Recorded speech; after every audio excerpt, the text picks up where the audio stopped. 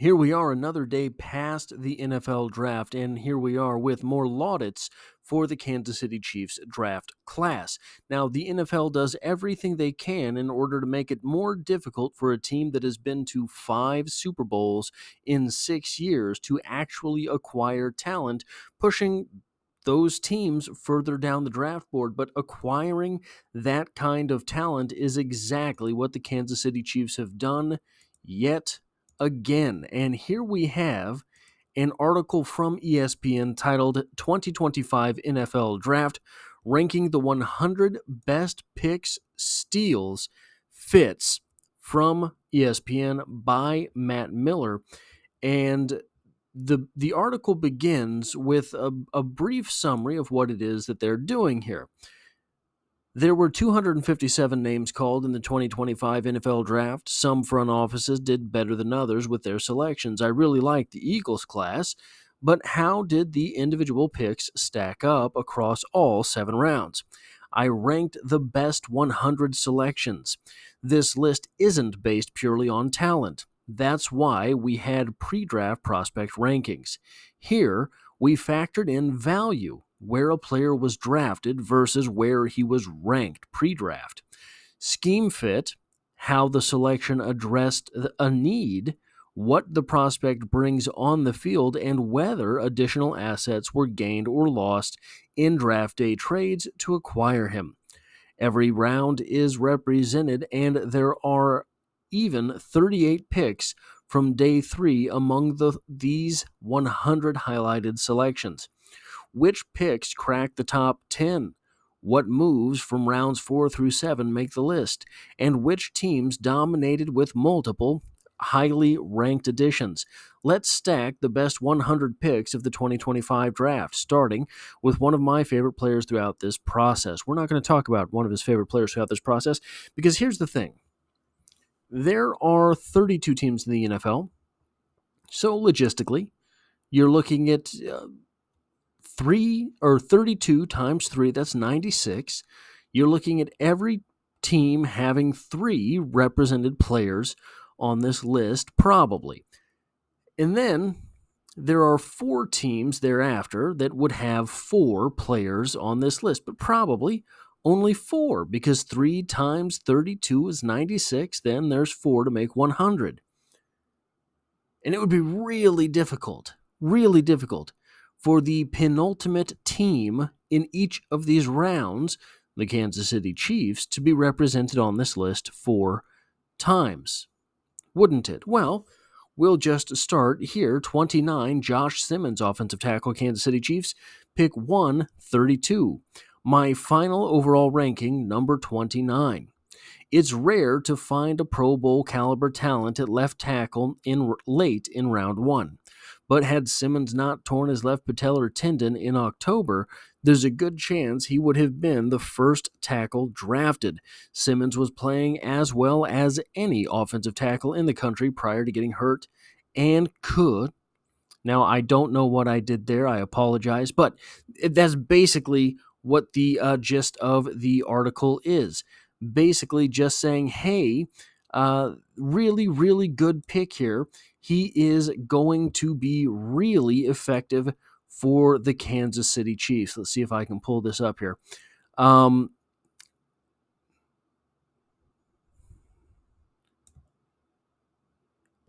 could be the Chiefs' long-desired solution in protecting Mahomes' blind side. So yeah, basically that's what it says.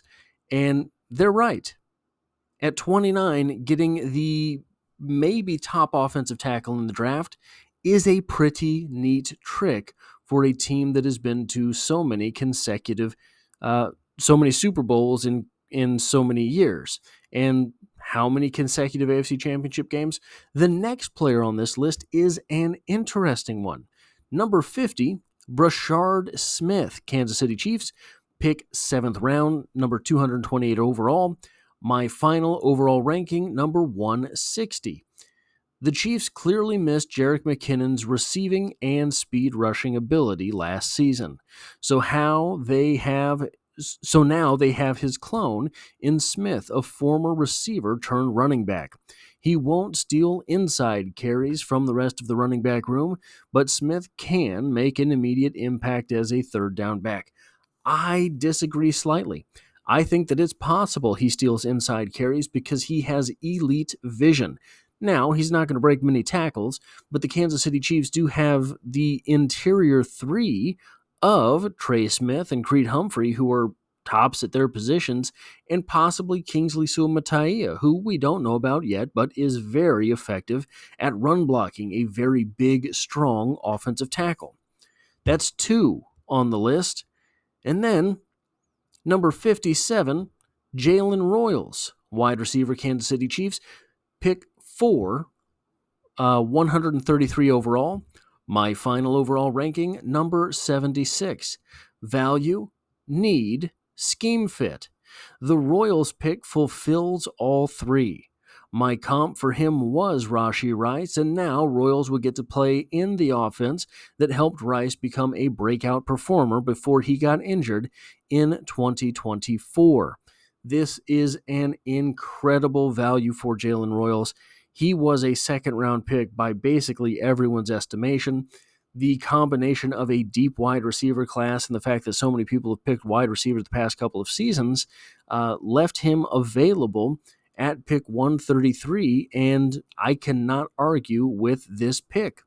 And finally, a fourth player on this list, Nohl Williams, cornerback, Kansas City Chiefs, pick 385 overall. My overall final ranking, number 81. One of the Chiefs' top needs was an outside cornerback to complement All-Pro Trent McDuffie. Williams is a physical player with length, speed, and toughness, and he had 7 interceptions last season.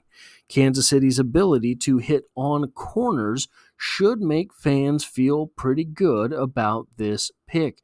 I do feel good about Nohl Williams. I do think Nohl Williams is going to be a starting cornerback in the NFL, and I think that it will be alongside Trent McDuffie.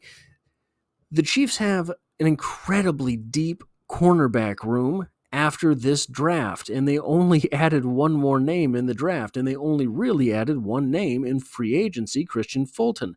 But with those two names, all of a sudden you're looking at someone like Jalen Watson, who might be cornerback 4. I think he's still going to be cornerback 3, but a guy who had 7 interceptions his final season in college is probably going to be cornerback 4.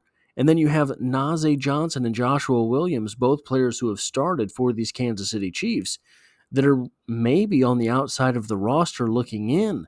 How many cornerbacks do the Kansas City Chiefs take? How many defensive backs do they take? And how many safeties do they take? The versatility of having so many listed defensive backs on the team is going to go a long way towards making that decision. So these are the 4 players that are on this top 100, but let's talk briefly about the 2 players the Chiefs drafted in the top 100 that are not on this list. Likely that is because they were not seen as values where they were taken. Omar Norman Lott was kind of drafted where the general consensus was. There was a while where a lot of hype was going towards him as a 31st, 32nd overall pick type of guy, but ultimately, I think in the early 60s is where everyone kind of had him slotted. And then Ashton Gillotte, who by most accounts is the most reached on player in this draft class. But we covered yesterday an article where someone was saying that Ashton Gillotte is going to be one of the 10 top instant impact rookies because of the need that the Kansas City Chiefs have for a little bit of juice at the pass rusher positions. So this draft through and through is really looking solid. I mean solid. This is shaping up.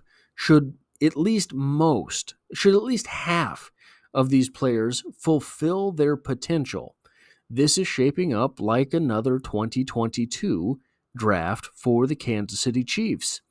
And that 2022 draft laid the groundwork for a whole lot of winning to come after it. That is all I have for this video. If you like or appreciate what it is that I do here, hitting the like button really does help me out, as it tells YouTube to.